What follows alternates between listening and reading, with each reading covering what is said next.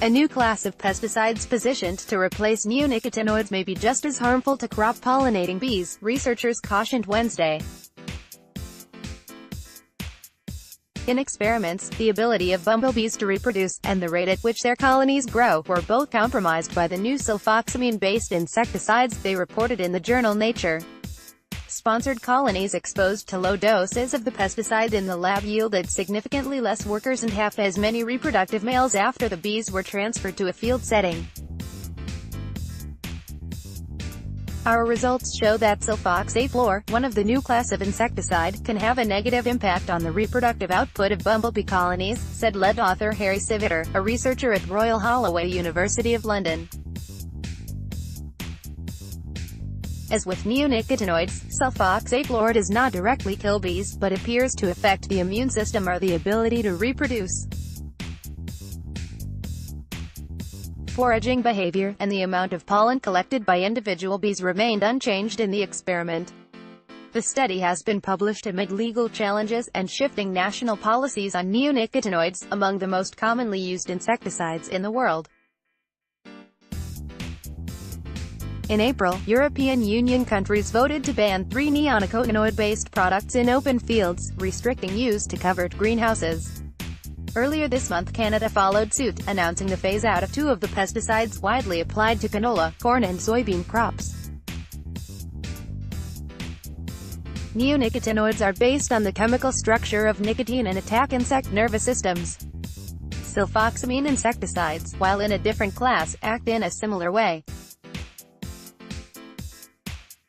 Unlike contact pesticides, which remain on the surface of foliage, neonicotinoids are absorbed by the plant from the seed phase and transported to leaves, flowers, roots and stems.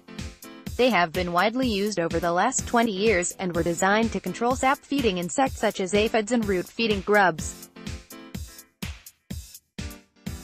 Past studies have found neonicotinoids can cause bees to become disoriented such that they cannot find their way back to the hive, and lower their resistance to disease.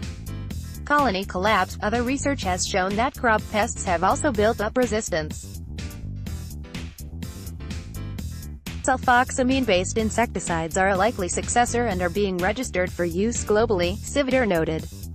In 2013, the U.S. Environmental Protection Agency (EPA) approved 2 sulfoxaflor-based pesticides for sale under the brand names Transform and Closer. Sulfoxaflor is also registered in Argentina, Australia, Canada, China, India, Mexico and a couple of dozen other countries.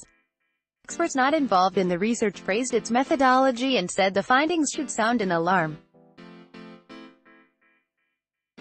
This study shows an unacceptable scale of impact on bumblebee reproductive success, after realistic levels of exposure to sulfoxaflor, commented Lynn Dix, a Natural Environmental Research Council fellow at the University of East Anglia.